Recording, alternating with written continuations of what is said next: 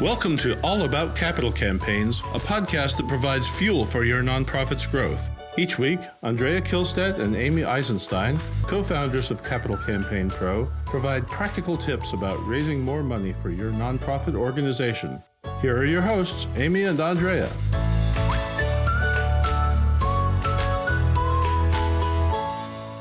Hello, I'm Amy Eisenstein, and I am here with my colleague and co-founder of the Capital Campaign Toolkit, Andrea Kihlstedt, and we are talking about how to make sure your campaign does not cannibalize your annual fund, one of the big worries of development directors. And you're going to learn 3 things to do in your annual end-of-the-year fundraising when you're in campaign mode so that your campaign does not cannibalize your annual fund. All right, Andrea, kick us off. What's one thing that people should do to make sure that this does not happen? Yes, thanks, Amy. And it is such an important question. It's the most frequently asked question we get, actually. And here's one thing to do. First of all, you have to remember that the success of your campaign is based on a top 30 gifts, maybe 20, 30, roughly small number of people. And you will treat those people differently this fall. You're not going to just keep them in the big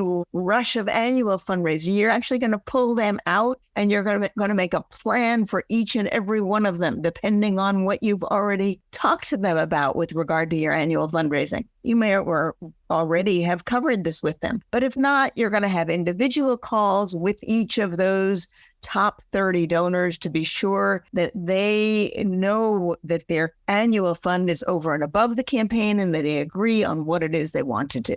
Yeah, it's interesting. I often encourage organizations not to pull their donors from their mailing list, because what happens is that then ultimately they don't meet with them and then they don't solicit their biggest donors. So, Andrea is saying pull those top 30 from your annual fund. And in this case, I agree, but be careful. Make sure that you don't forget to solicit them in the given year. If you don't have a plan with them for their annual gift and their capital gift, don't let pulling their mailing mean that you're neglecting to solicit them. It means that you have to implement the plan, talk to them about the campaign and the annual fund at the same time. So let's say more about that, Andrea. Yes. So Amy, it makes me laugh to think that somebody wouldn't solicit or be in touch with their largest donors. I guess it does happen. Yes. The reason to pull them out is not because you don't want to solicit them. It's because you want to solicit them separately and more carefully. In fact, those top 30 donors will not only make the biggest gifts to your capital campaign, but they're likely to make the biggest gifts to your annual fundraising. They probably already do. Yes. So let's say someone's just made a $500,000 gift to your capital campaign, and they regularly make a $25,000 gift to your annual fund. Well, you need to be talking to them about that. You can't just send them a letter saying, please give to our annual fundraising. That makes no sense. You need to call them. If that were Amy, I would call her and say, Amy, you have been remarkable this year with your $500,000 gift to our campaign. And as you know, every year you give $25,000 to our annual fund. That is the lifeblood of our organization. And I hope this year you're going to continue at that $25,000 or maybe even up it a little. Are you willing to consider that? Yeah, you need to have talked about this when you solicit your capital gift, I should say. If you've already so there's a couple of categories, right? There's people that you've already solicited for your campaign who you're going to be reminding about your annual fund or speaking to about your annual fund. And hopefully, if you solicited them well for their capital campaign gift, you already mentioned the annual fund when you did that.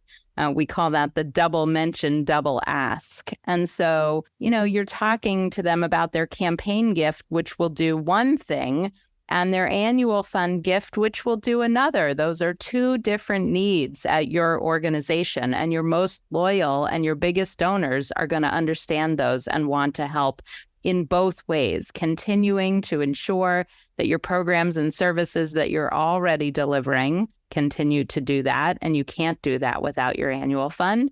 And you want to do this big, exciting new project, which is your capital campaign. And you're going to be asking them for both. So I think at the end of the year, as we approach the end of the year and fall fundraising, you need to divide your biggest campaign donors into two categories. Those you've already asked. And so you may go back to and talk to about their annual fund gift, and then those that you haven't solicited yet, and you need to make a very specific, careful plan for those. Yeah, so it might make this a little easier for you to comprehend. If you remember that for many large donors, they will be taking the money, they will be committing the money for their very big capital gifts from a different place than they will be committing the money for their annual fundraising. Some people can very easily write a check for $10,000 for their annual fundraising, right? Or can take it out of fairly places where it's simple for them to access that money. But when it comes to a $500,000 or $1 million gift, they may do it in a more complex sort of way. So for many donors, those different kinds of gifts come out of different pockets, if you will. So it doesn't feel like you're just being greedy when you go and ask them. It feels like, for many of them, it feels like they already think about it in a slightly different way. And it will feel quite natural and appropriate for you to go and talk to them about that. Amy, let me talk just a little more about this double mention, double ask that you brought up, because it's an important concept. And that is that when you're in a capital campaign and you're soliciting people for the campaign, you should mention that you will continue to rely on them for their annual fund gift. And when you are talking to them about their annual fund gift, you should acknowledge that you are in a campaign and that they either have made a campaign gift already or that you're going to be coming back to them for a campaign gift. And in some cases, you will ask for both at the same time. But I think the important point is that rather than lumping them all together, you will actually want to acknowledge that these are two kinds of funding and they're both critically important to your organization. And you are inviting your donors to make two different kinds of gifts in a campaign period. Yes. I mean, one of the things that I like to say is that when asking for a campaign gift, whatever they decide to give should be, we hope, over and above what they normally give for the annual fund. We don't want the annual fund to suffer. That's critically important. So they should be thinking about their capital campaign gift as on top of the annual fund gift, not in place of it. All right, let's talk about mid-level donors and the base of support. So how should we be thinking about our mid-level donors as we go into year-end fundraising? Yes, I think for mid-level donors, that's really where you will be asking them for annual gift in this fall fundraising process, and you will be letting them know about the campaign, that you will be coming back to them for a campaign in this special gift. You can do that in a PS or in the body of the solicitation, but you don't want to be surprising them later.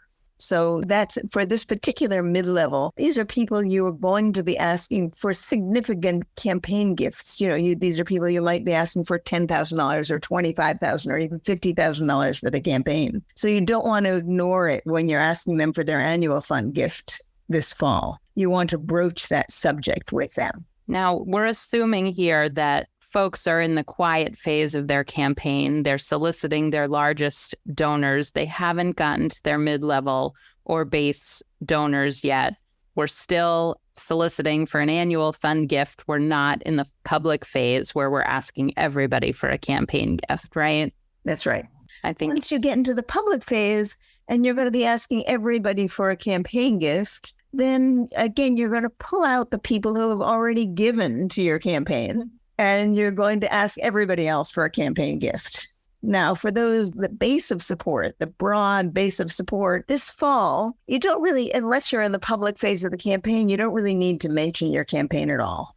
You just do your standard annual fund solicitation process. Then whenever your campaign goes public and you actually are reaching out to everybody, you will go and ask them for a special gift over and above what they've given for the annual fundraising. Those are mostly going to be relatively smaller gifts, and you're going to be after participation more than getting any significant and large gifts out of that group. Yeah, when you solicit your base for support for a campaign gift, you're going to acknowledge that they're loyal annual fund donors and that you're coming to them for a special one-time gift for this very exciting big project.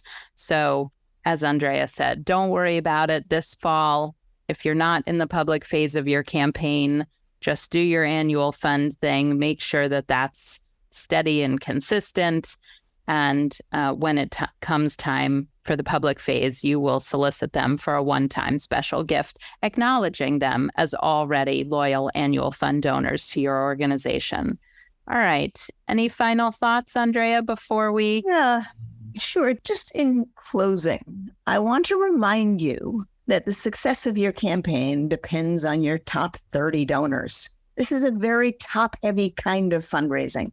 You have to do the rest of it. You will do the rest of it. It will raise some money. But as you move into your annual fundraising, be sure that you think very carefully about those top 30 donors to your campaign, whether you have solicited for them for the campaign or not. If you do that really well, the rest of it will work out, right? And your campaign won't cannibalize your annual fund. Excellent. I think that's so important. Everybody's worried about their campaign cannibalizing their annual fund, and it really doesn't have to. It shouldn't.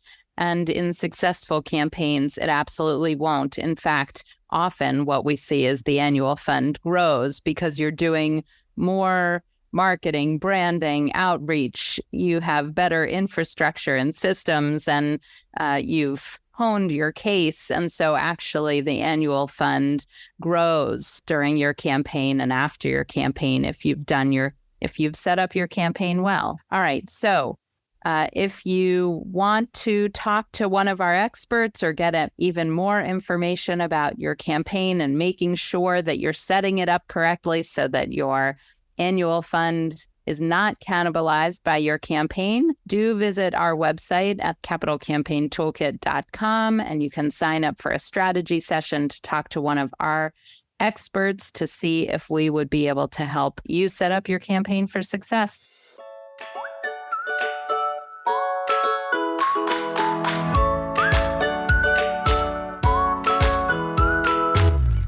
Thanks for joining Amy and Andrea for today's All About Capital Campaigns.